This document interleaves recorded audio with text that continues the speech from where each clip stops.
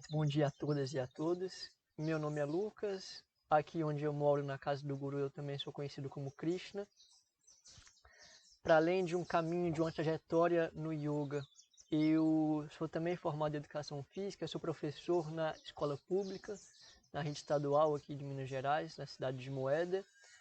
E recentemente, no ano passado, eu concluí meu mestrado aí no programa de pós-graduação em Estudos do Lazer, onde eu tive a grande fortuna, a grande honra de ser orientado pelo José Alfredo e orientado também pelo Swami Agurananda Sarasvati, que é quem nesse caminho me guia, me inspira, junto com a Gangadhara Sarasvati, que são as duas pessoas que coordenam aqui esse espaço. Por algumas questões operacionais, eu não posso estar presente às 7h30 com vocês nessa quarta-feira. E aí eu elaborei uma pequena apresentação, um conjunto de fotografias e de imagens aqui da Casa do Guru, que foram tiradas ao longo dos anos de existência desse espaço. E nessas fotografias eu vou comentando, narrando, falando um pouco da trajetória desse espaço, da minha própria trajetória aqui nesse espaço e tentando agrupar e relacionar um pouco com o meu percurso de estudo e com algumas relações que eu acho que podem ser importantes ou podem trazer alguma luz, alguma inspiração para os próprios caminhos que vocês também têm seguido aí na educação física. Então, eu só peço a paciência de vocês com esse percurso, com essa proposta de apresentação e que logo mais então a gente abre para um diálogo, abre para uma conversa, onde aí sim eu vou estar com vocês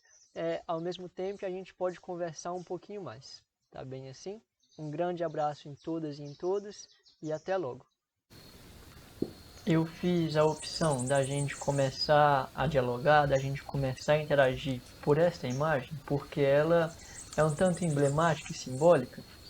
porque ela revela, ou pelo menos para mim, ela se expressa como um convite a gente interagir e a gente mergulhar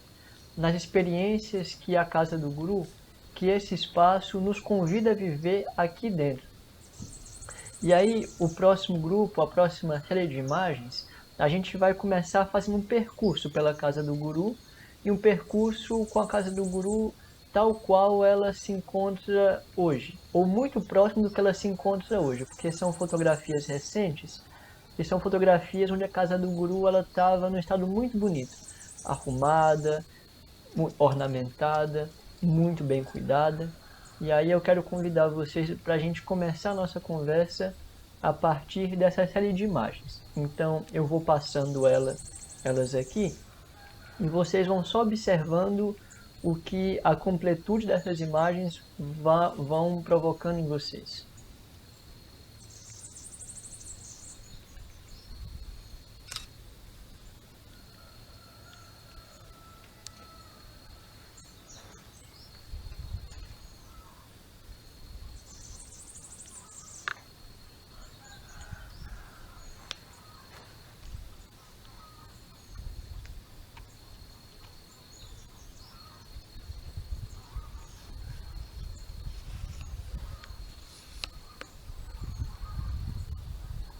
Bem,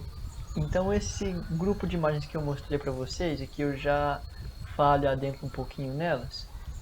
como lhes falei, um pouco da Casa do Guru, como ela está constituída de forma arquitetônica, como que ela está constituída em sua espacialidade. E essa imagem que vocês estão vendo agora, ela de fato é o que a gente chama a Casinha do Guru. A Casinha do Guru é este espaço simbólico que a gente tem, em que a gente oferece para as pessoas que nos inspiram, para os nossos mestres, e é a partir deste pequeno espaço em que vocês veem que esse espaço maior,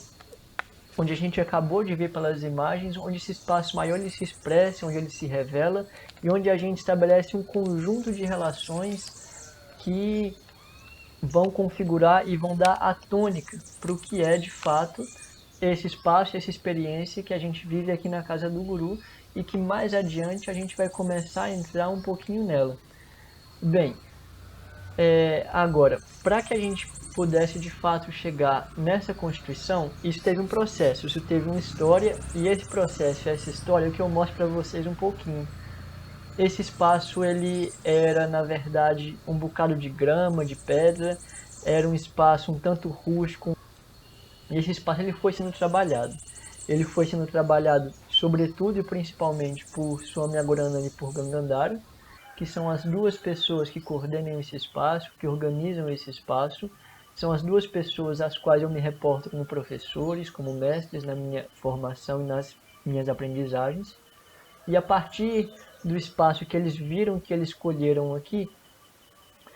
que foi onde a Casa do Guru começou a dar os seus primeiros passos. Então, esse espaço que vocês estão vendo aí agora é onde tudo começou. A primeira área que ela foi construída. É claro que quando eles chegaram aqui, isso não estava dessa forma, estava muito mais próximo de um campo com braquiara, com um mato muito alto, com um bocado de pedra que fazia o terreno um tanto difícil de ser construído. E a partir disso, onde a Casa do Guru começou a ser gestada e a ser gerada. Então, esse próximo grupo de imagens, de fotografias que eu estou colocando para vocês, é para vocês acompanharem, para vocês também mergulharem junto comigo nessa rememoração, no meu caso e no caso de vocês, nessa perspectiva de observar como que a Casa do Guru foi sendo construída, como que ela foi sendo elaborada, como que aquelas fotografias no princípio onde a gente observou, elas passaram também por um processo de construção, de elaboração, que envolveu trabalho, que envolveu recurso, que envolveu estar aqui de forma muito profunda e muito mergulhada. E aí, eu dou um próximo passo para falar um pouquinho dessa história e a partir dessa história para falar um pouco das experiências que a gente vive aqui.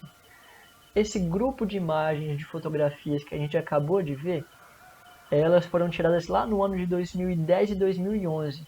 E por que foram tiradas neste ano, nestes anos? Porque logo em 2011 foi quando aconteceu a inauguração da Casa do Guru. Então, esta fotografia, por exemplo, já é de 2011. E nessa ocasião, na inauguração da Casa do Guru, foi um momento muito importante para a gente, porque por dois motivos. Um primeiro deles é porque a nossa escola de yoga, que até então estava localizada lá em BH e continua localizada lá em BH, ela ganhava este outro braço, essa outra expressão, agora em uma zona rural, agora cercado dessa montanha, dessa serra que vocês veem ao fundo, com acesso à água limpa, água mineral, a um ar mais puro e também e sobretudo foi um momento muito importante porque a gente recebeu a Swami Satsang. Swami Satsang é essa mestra, essa guru que vocês observam aí ao fundo na imagem, com as três listas brancas passando por sua testa, com um ponto avermelhado entre as sobrancelhas. E esse contexto em que vocês estão vendo aí, isso faz parte de um dos nossos rituais, isso faz parte da nossa forma também de entender e de interagir com a vida. Este é um ritual, um rito chamado de Ravan.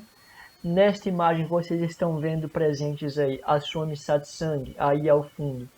que é uma mestra, como lhes falei, uma mestra, uma guru nascida na Índia, criada na Índia, e que a gente teve o privilégio e a fortuna de receber aqui no Brasil para inaugurar a Casa do Guru. À esquerda aí na imagem, nessa fotografia, este é o Swami Agorananda, quem eu falei, quem coordena este espaço, junto com a Gangandhara, que é essa moça que vocês observam aí à direita da imagem. Eles estão lançando o que a gente chama de samagri, que são algumas ervas sendo lançadas ao fogo, com o intuito de oferecer boas coisas ou de oferecer bons sentimentos, vamos chamar assim, a esse ritualismo, e que essa fumaça, que a chama que sai desse fogo central, que ele possa se esparramar por nosso espaço, nutrindo ele com bons pensamentos, com boas atitudes, com o que de positivo a gente possa nutrir e expressar na vida. E essas fotografias que a gente consegue ver nesse nessa série de imagens, elas expressam então o que foi esse momento lá em 2011 da inauguração da Casa do Guru. Ali a gente recebia não só as pessoas aqui do Brasil, as pessoas que já estavam vinculadas com a gente, mas também outras pessoas que se associam com a nossa tradição, com a nossa escola de yoga, no sentido mais amplo possível, vindo aqui da América do Sul, vindo da Europa, em ocasião, como lhes falei, dessa inauguração e dessa abertura, que para nós todos foi e é um marco em nossa história. Bem, minha gente, e aí, a partir dessa inauguração, e por que eu quis trazer ela aqui? Porque foi a partir dela em que um conjunto de outras experiências que a gente até então não tinha possibilidade ainda de vivenciá-las com mais afinco, vamos dizer assim, em Belo Horizonte, aqui elas passam a acontecer. Por vários contextos, pelo espaço ser mais propício para isso, pela amplitude do espaço, pela possibilidade de relação e de convivência cotidiana e mais prolongada. E é sobre esse conjunto de experiências que eu me reporto a elas agora. Quando eu falo um conjunto de experiências, eu estou chamando para o centro dessa conversa o yoga, que afinal de contas é essa prática ou essa experiência de vida que dá tônus, que qualifica o nosso espaço, nossas vivências, que nos direciona em nossas vidas e no cotidiano de relações que a gente estabelece aqui na Casa do Guru uns com os outros. Então eu estou trazendo o yoga como eixo central da nossa conversa a partir de agora, e junto ao yoga, o que eu tenho enfatizado desde o princípio da nossa conversa, um conjunto de outras relações que vão compor o nosso espaço, nosso cotidiano, nossas vidas, nossas formas de ser e nossas formas de nos entendermos enquanto humanos. E aí, que relações são essas? Eu estou dizendo de relações que dizem respeito a gente sincronizar os nossos ritmos internos com os ritmos da natureza. Eu estou dizendo de relações que dizem respeito a gente aprender a reverenciar ou a respeitar tudo aquilo que é vivo, que está em nosso entorno, desde as expressões mais minúsculas de vida, aos insetos, aos vegetais, ao reino mineral, as expressões mais palpáveis que a gente tem na nossa vida, uns aos outros, nós animais humanos, nós e outros animais não humanos. Diz respeito também a essa série de relações que eu estou falando para vocês, que tem o yoga como eixo central, e um conjunto de outras especulações práticas que dizem respeito a aprendizagens cotidianas, que dizem respeito à constituição de outras formas de ser na vida. Esses processos de aprendizagem e de constituição de outras formas de ser na vida, elas podem tanto ser aprendizagens que se dão de formas intencionais, como essa que eu estou dizendo que eu estou mostrando para vocês, onde há uma determinada prática em que se ensina essa prática para outras pessoas, como também pode ser aprendizagens que se dão no cotidiano, que se dão de formas dissolvidas nas relações, que se dão através das práticas cotidianas onde a gente estabelece aqui no espaço. Vocês têm notado que eu tenho falado um tanto de aprendizagem e que eu tenho falado também um tanto de cotidiano. E é justamente sobre isso que eu quero falar um pouquinho aqui para vocês. Eu falo de cotidiano porque essa é uma palavra importante para a gente, assim como a palavra ritmo também é importante, assim como a palavra repetição também é importante, porque dizem respeito à nossa forma de entender e de viver a vida. Quando eu falo cotidiano, ritmo, repetição, eu estou falando de fato de dia a dias que se repetem, de cotidianos que se repetem, mas que ao mesmo tempo, ao se repetirem, não são iguais. Cotidianos que se repetem, mas que ao se repetirem não são iguais. E aí, quando eu trago isso, eu estou dizendo que a nossa rotina, que o nosso cotidiano aqui, ele tem uma métrica, ele tem uma forma de acontecer, ele tem determinados momentos onde determinadas ações acontecem, seja acordar pela manhã e ter uma relação com a prática mais técnica do yoga, seja ainda na parte da manhã a gente se envolver com práticas de trabalhos cotidianos, como essa fotografia que vocês veem aí na imagem, seja práticas regulares das refeições, onde a gente tem um espaço, um horário determinado para o café da manhã, para o almoço, para o lanche, tudo isso envolvido em um ciclo, tudo isso envolvido em um cotidiano de repetições, como eu falei para vocês. Bom, algumas das coisas que são muito importantes e valiosas para a gente também são algumas relações de silêncio e de introspecção. O yoga por si só, e o yoga como um princípio de base, ele sempre vai ter como um eixo central a gente voltar um pouco para a gente mesmo, a gente mergulhar para dentro da gente, observar como que é o nosso interior e a partir desse interior, como que a gente consegue ou qual é o esforço que a gente depende em nossas vidas para a gente se melhorar enquanto seres humanos. Quais são os esforços que a gente depreende a partir desse olhar para dentro de nós mesmos para a gente positivar a nossa vida em todos os sentidos. Nas relações interpessoais, nas relações de trabalho, nas relações na universidade, seja onde for que a gente vai se expressar. E aí, claro, tem essa dimensão do silêncio, do voltar para si, mas lembre-se, desde que esse voltar para si, que ele seja sempre um voltar para fora, um se colocar no mundo. Um se colocar no mundo justamente naquele sentido que eu falava para vocês, de primeiro se observar, se olhar, observar todos os traços da sua personalidade, para que assim, a partir desse observar-se, a gente possa ir para o mundo de peito aberto e então expressar o que melhor a gente pode, né, em todas as nossas relações. Bem, e aí eu quero voltar para algumas palavras-chave que eu elenquei aqui e que já fizeram parte da nossa conversa até então e que eu queria só fazer alguns destaques. Eu falei ou eu tenho falado com vocês um tanto sobre relação, sobre cotidiano, sobre ritmo, sobre aprendizagem, sobre temporalidade.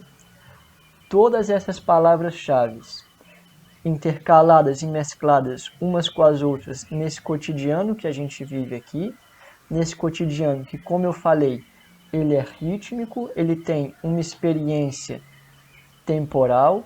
onde há um determinado tempo para que a gente possa desenvolver a nossa vida, o nosso cotidiano. Partindo desse cotidiano, a gente tem uma temporalidade que ela é mais ampla, que envolve os ritmos da natureza, por exemplo. Se a gente pensar de um ponto de vista muito palpável, diz respeito às estações, como que a gente se envolve com a casa do guru em cada uma das estações, como que cada uma das estações nos pedem determinados tipos de ações, e isso envolve uma temporalidade, eu estou chamando de maior e menor, só para a gente entender. E como que isso envolve uma temporalidade ainda maior, que seria a gente observar como que em cada etapa das nossas vidas, a gente precisa depreender um determinado tipo de ação. Como que eu, um jovem adulto, devo me colocar na vida? Quais são as responsabilidades que eu estou vinculado neste momento? Ou então, como eu, um jovem recém-chegado na universidade, como que eu preciso me colocar na vida? Quais são as responsabilidades que são inerentes à minha ação na vida neste momento? Quais são os passos que eu preciso dar para melhor desempenhar as minhas responsabilidades neste momento? Como que eu, daqui a alguns anos, quando eu caminhar para a aposentadoria, por exemplo, quais são os passos que ali então eu preciso dar? Quais são as responsabilidades que a vida vai me colocar naquele momento? E assim por diante. Disso tudo que eu estou falando para vocês, dessas temporalidades, deste ritmo inerente ao espaço e deste ritmo que a gente sincroniza com os ritmos que existem dentro do nosso próprio corpo, tudo isso que eu tenho falado para vocês são simplesmente processos da gente se observar, da gente voltar para a gente mesmo, e então como que a partir desse voltar para a gente mesmo, a gente é capaz de se colocar de uma forma mais positiva, de uma forma mais equânime, mais harmoniosa, mais equilibrada em nossas vidas, em nosso cotidiano. E então, para eu ir me encaminhando para o final, dessa fala que eu penso ter sido muito mais uma fala de nos instigar, uma fala de nos provocar para a gente continuar o nosso diálogo, do que necessariamente uma aula onde eu trouxe conceitos, onde eu trouxe teorias e coisas afins, da forma como eu vivo e como eu interajo com a casa do guru, esses processos todos que vocês observaram no decorrer da imagem, mas principalmente as experiências que eu mostrei para vocês em algumas das fotografias, todos esses são processos de educação. São processos de educação do corpo, onde a base, tendo um dos primeiros pontos do yoga é de fato a gente observar nosso corpo, interagir com o nosso corpo, a gente sentir o nosso corpo em todas as suas dimensões. Então, é primeiro um processo corporal, que ele passa, ele atravessa o corpo, ele começa pelo corpo, passa pelo corpo e ele atravessa o corpo. Isso é um processo de educação, são processos de educações, na verdade, dos mais amplos, dos mais distintos, que passam, como eu falei para vocês, pelo silêncio, que passam pelo andar descalço, que passam por sentir aquilo que está à nossa volta, que passam por aguçar todos os nossos sentidos. Então, são processos de educação onde distintas aprendizagens estão envolvidas, onde todos os nossos sentidos estão envolvidos e onde, principalmente, sobretudo, o nosso corpo, ele é